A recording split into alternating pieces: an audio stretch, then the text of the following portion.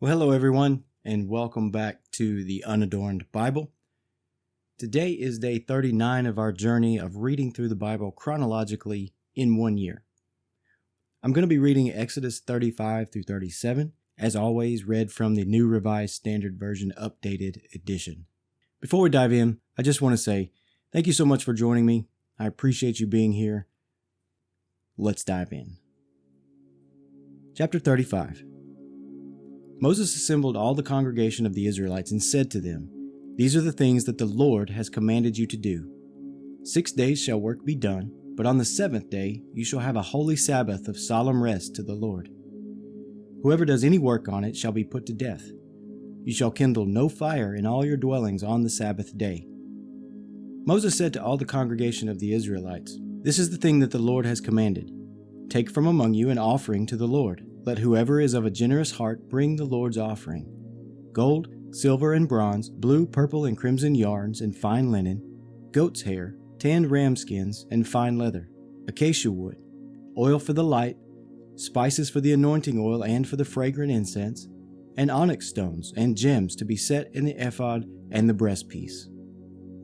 All who are skilled among you shall come and make all that the Lord has commanded: the tabernacle, its tent and its covering, its clasps and its frames, its bars, its pillars, its bases, the ark with its poles, the cover and the curtain for the screen, the table with its poles and all its utensils, and the bread of the presence, and the lampstand for the light with its utensils, and its lamps and the oil for the light, and the altar of incense with its poles and the anointing oil and the fragrant incense, and the screen for the entrance of the tabernacle, the altar of burnt offering with its grating of bronze, its poles and all its utensils, the basin with its stand, the hangings of the court, its pillars and its bases, and the screen for the gate of the court, pegs of the tabernacle and the pegs of the court and their cords, the finely worked vestments for ministering in the holy place, the holy vestments for the priest Aaron, and the vestments of his sons for their service as priests."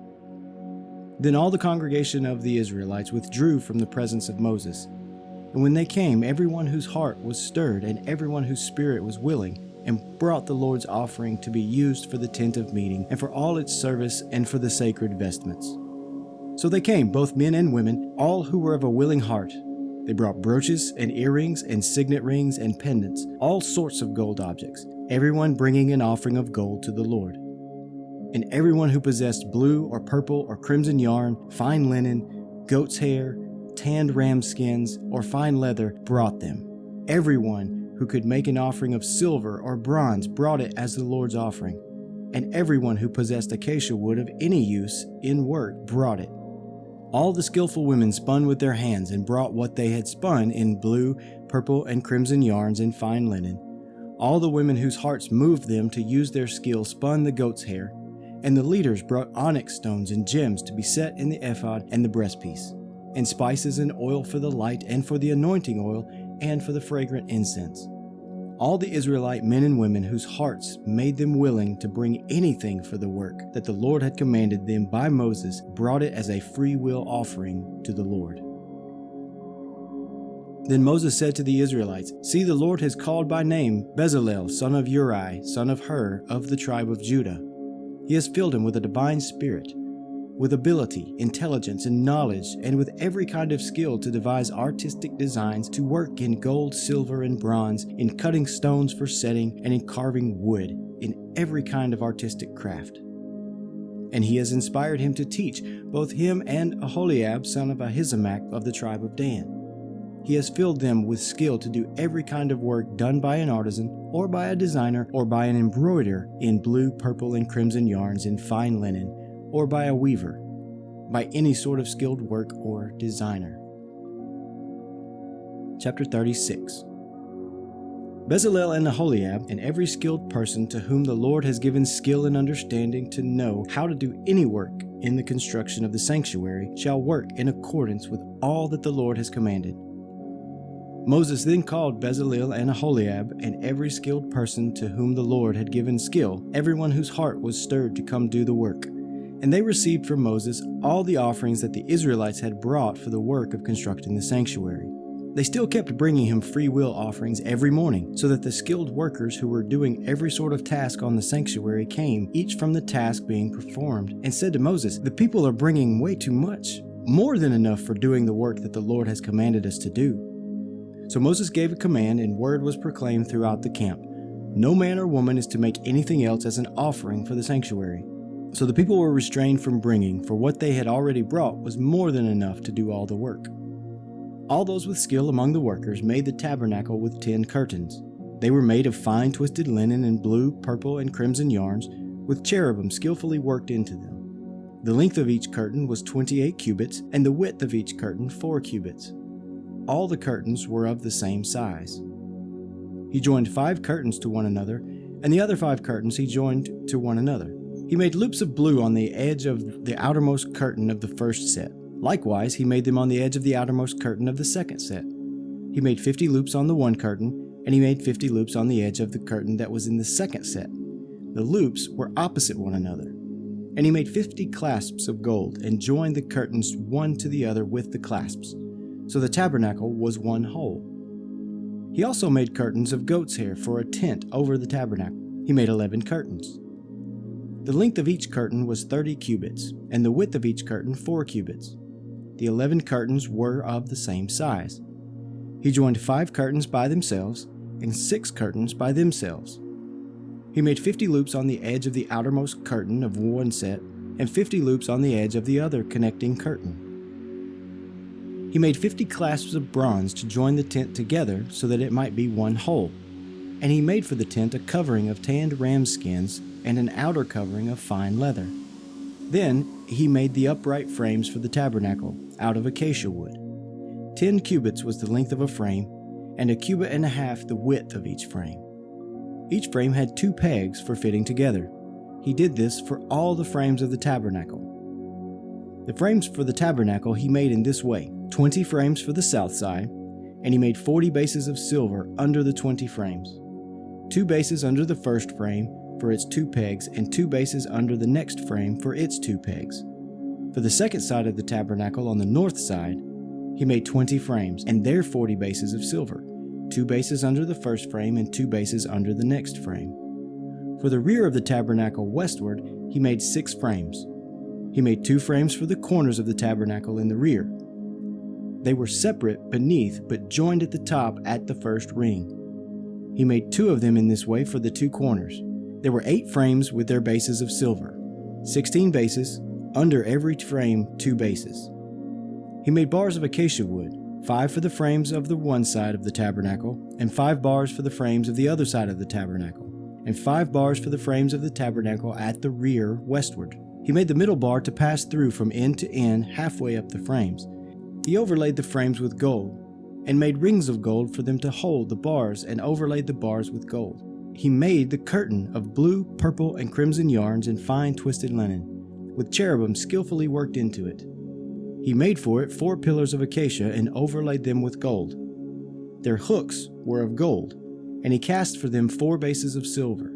He also made a screen for the entrance of the tent of blue, purple, and crimson yarns and fine twisted linen, embroidered with needlework, and its 5 pillars with their hooks. He overlaid their capitals and their bases with gold, but their 5 bases were of bronze. Chapter 37. Bezalel made the ark of acacia wood. It was 2.5 cubits long and 1.5 cubits wide, and 1.5 cubits high. He overlaid it with pure gold inside and out, and made a molding of gold around it. He cast for it 4 rings of gold for its 4 feet, 2 rings on its one side and 2 rings on its other side. He made poles of acacia wood and overlaid them with gold, and put the poles into the rings on the sides of the ark to carry the ark. He made a cover of pure gold. 2.5 cubits was its length, and 1.5 cubits its width. He made 2 cherubim of hammered gold. At the 2 ends of the cover he made them, 1 cherub at one end and 1 cherub at the other end. Of one piece with the cover he made the cherubim at its 2 ends. The cherubim spread out their wings above, overshadowing the cover with their wings. They faced one another. Faces of the cherubim were turned toward the cover. He also made the table of acacia wood, with 2 cubits long 1 cubit wide and 1.5 cubits high. He overlaid it with pure gold and made a molding of gold around it. He also made around it a rim a handbreadth wide, and he made a molding of gold around the rim. He cast for it 4 rings of gold and fastened the rings to the 4 corners at its 4 legs. The rings that held the poles used for carrying the table were close to the rim. He made the poles of acacia wood to carry the table and overlaid them with gold. And he made the vessels of pure gold that were to be on the table, its plates and dishes for incense, and its bowls and flagons with which to pour drink offerings. He also made the lampstand of pure gold. The base and the shaft of the lampstand were made of hammered work. Its cups, its calyxes, and its petals were of one piece with it.